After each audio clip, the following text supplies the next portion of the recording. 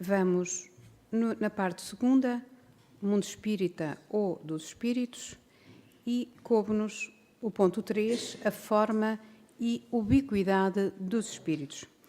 A ubiquidade, o significado, é o dom de estar ao mesmo tempo em vários locais ou a omnipresença.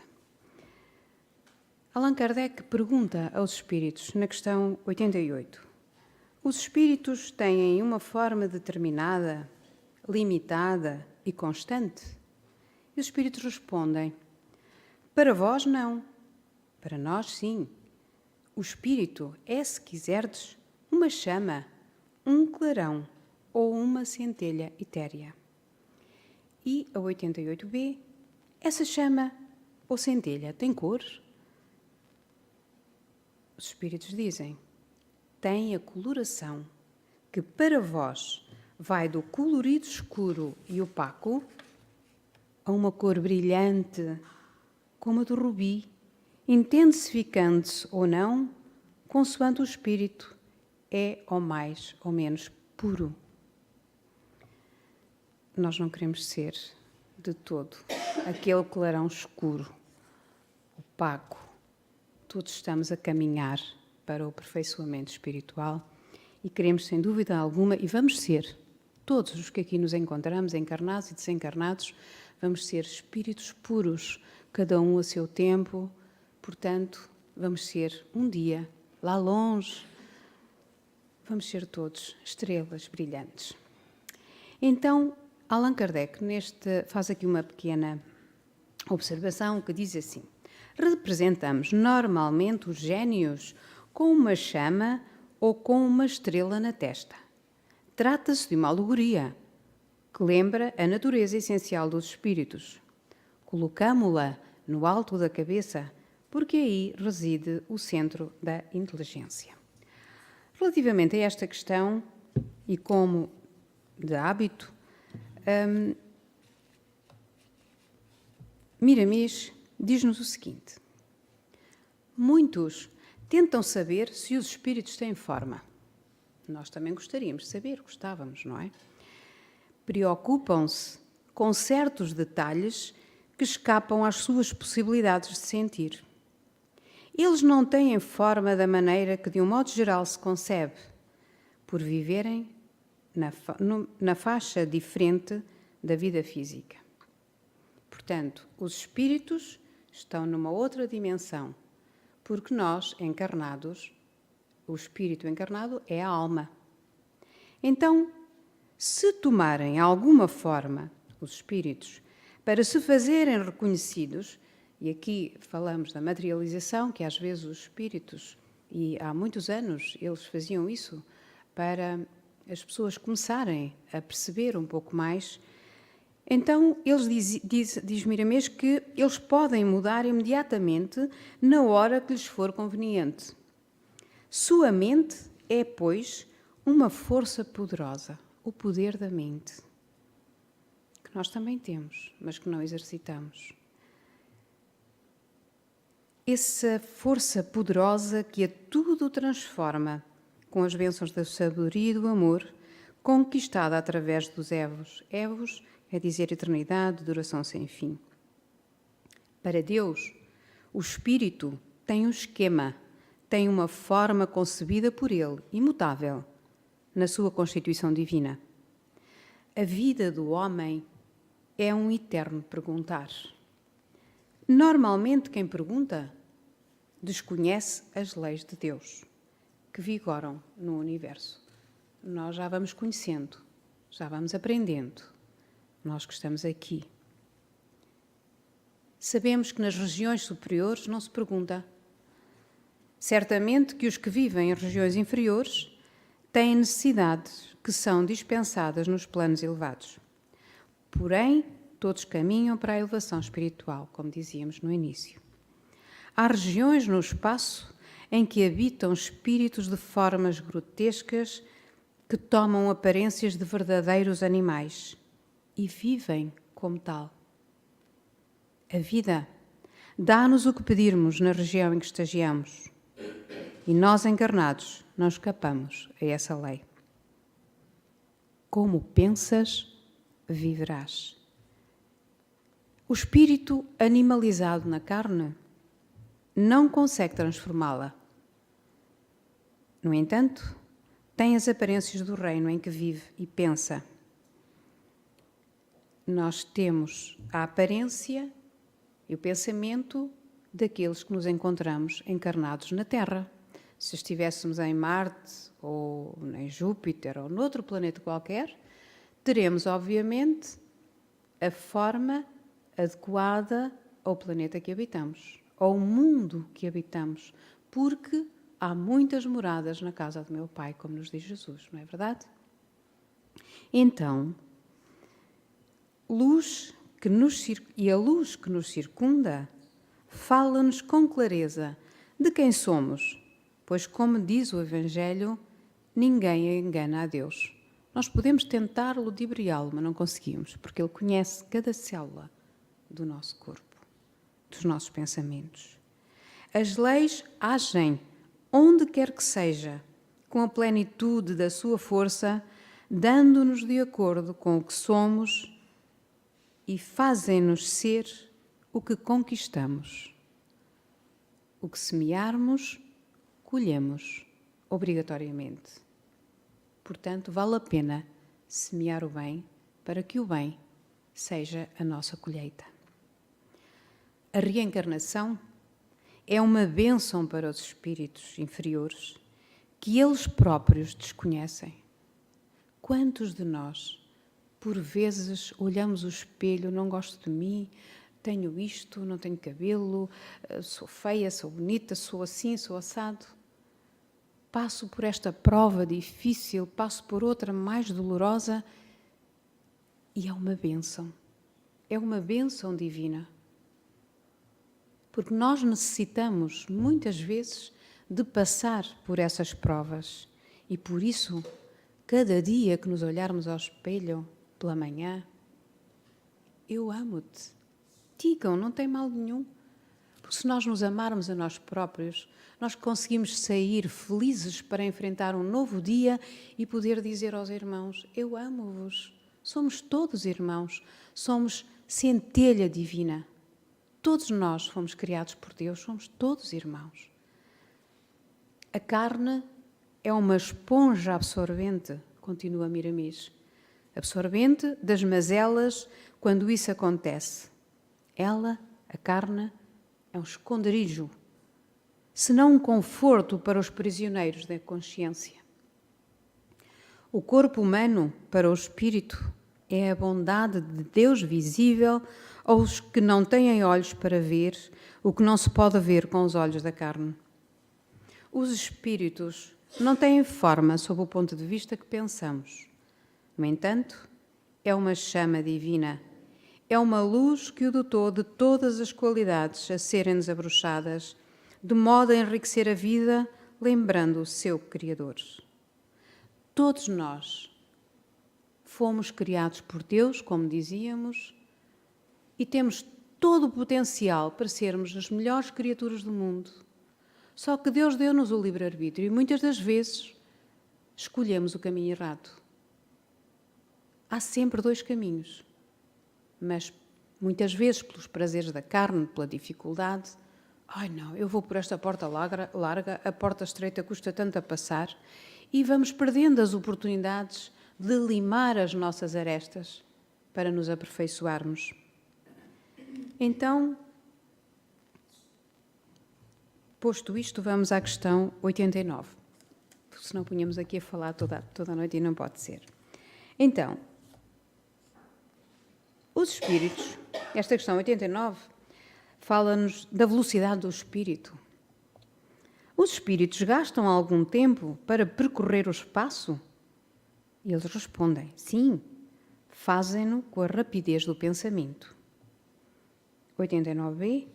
O pensamento é transportado pela própria alma?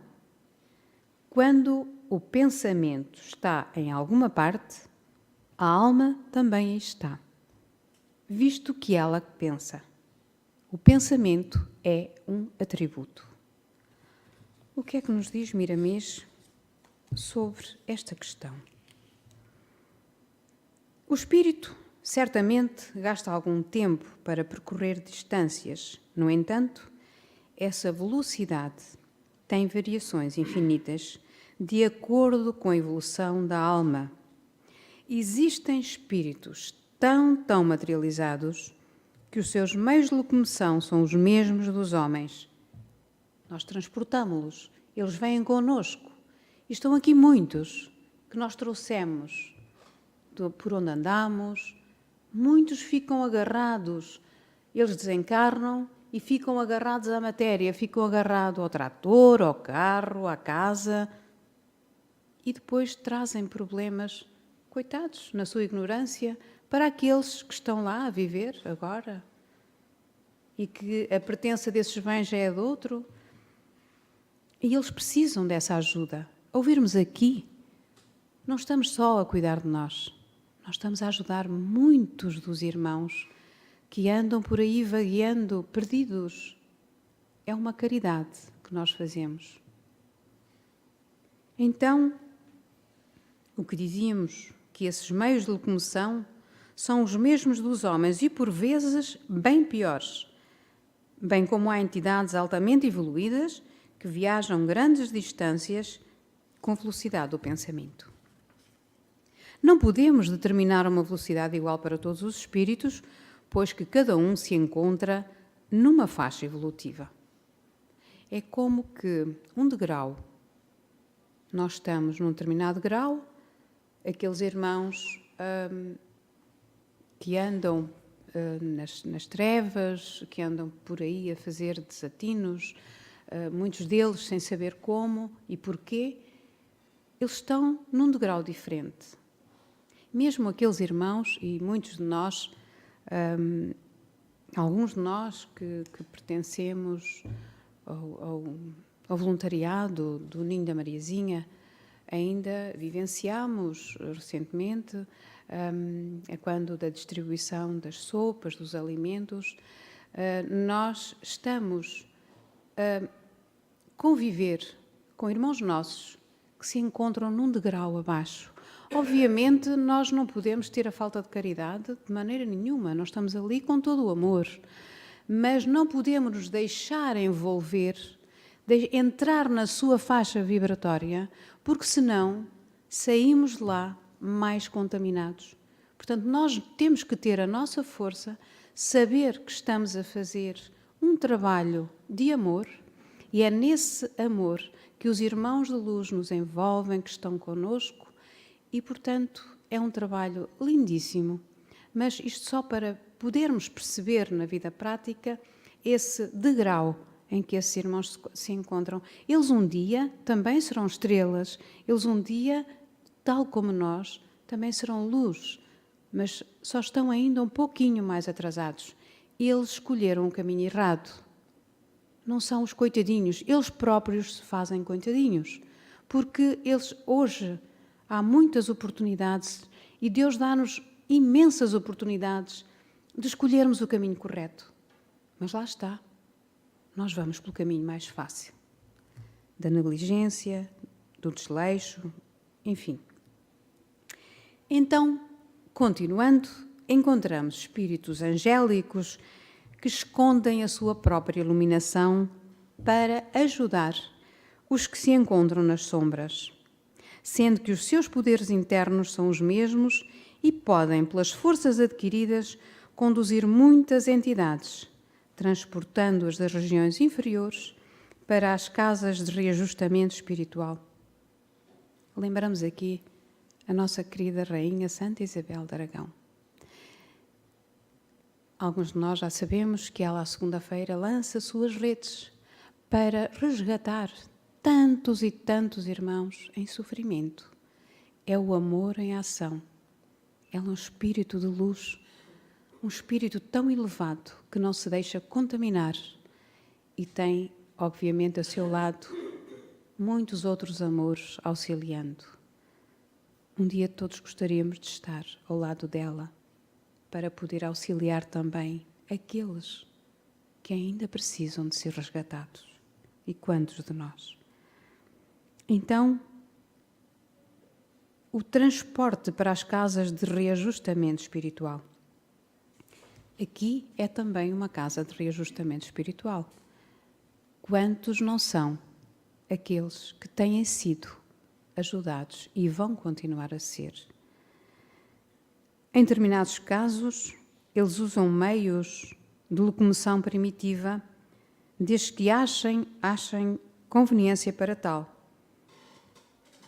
Existem, igualmente, aparelhos eletromagnéticos no mundo dos espíritos que também são usados para esses trabalhos, sendo muito usados em assistência aos que sofrem e em transportes usuais.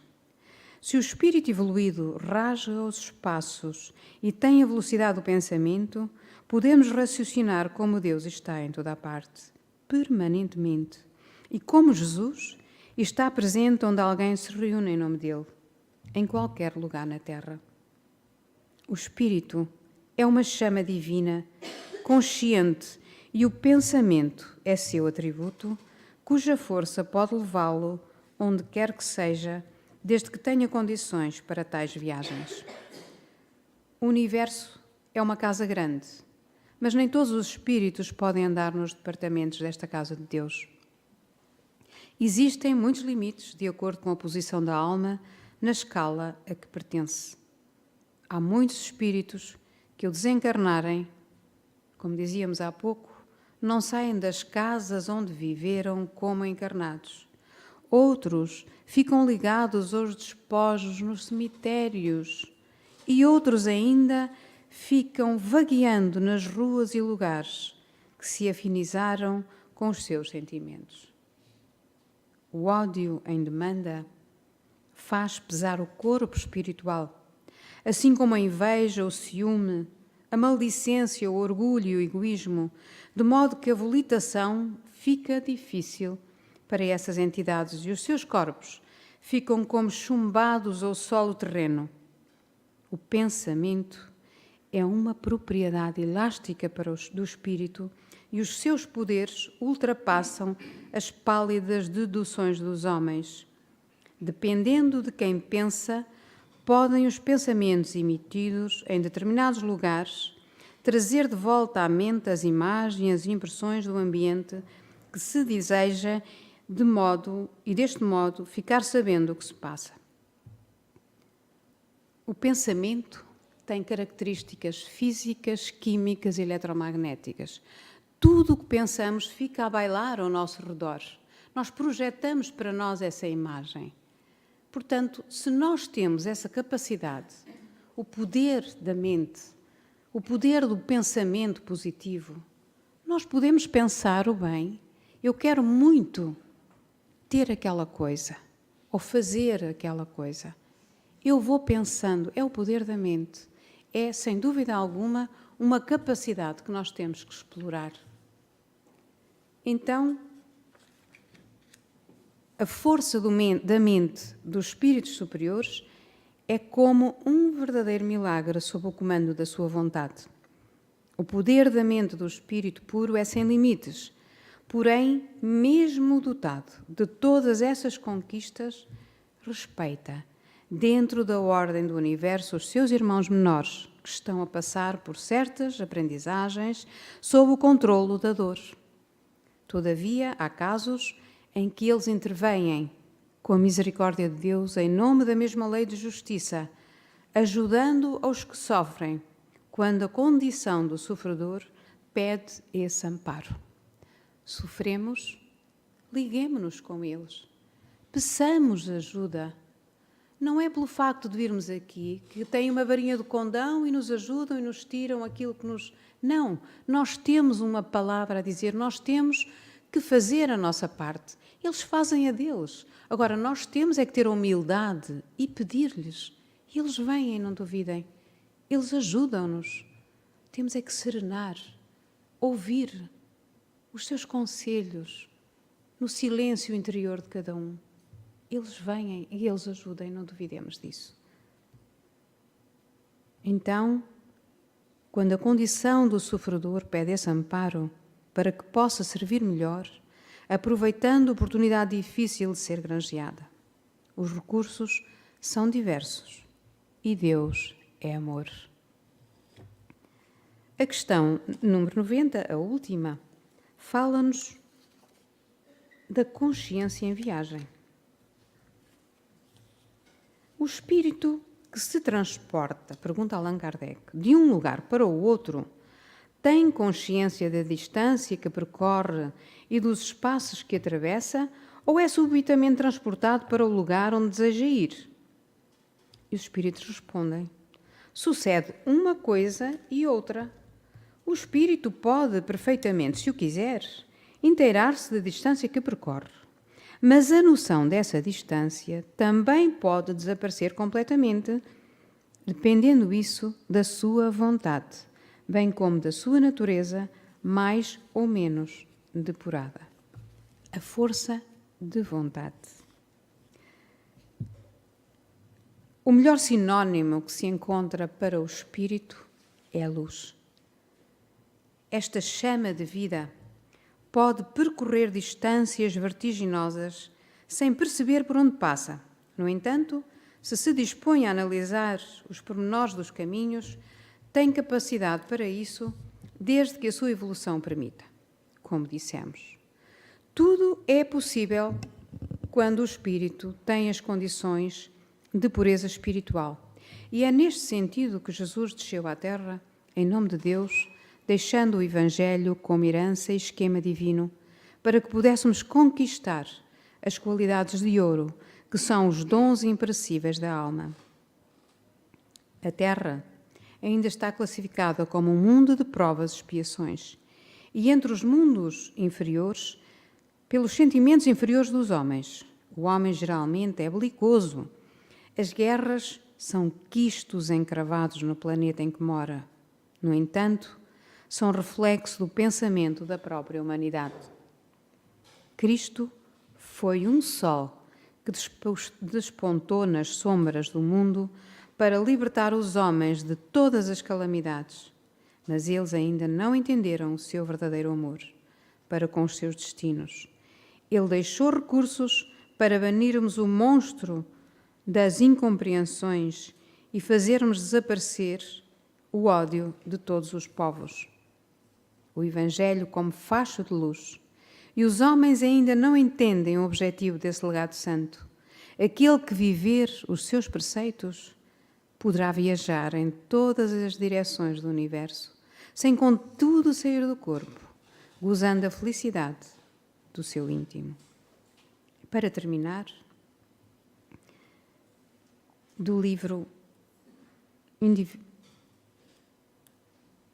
Jesus é o escultor divino da nossa individualidade eterna, queríamos dizer.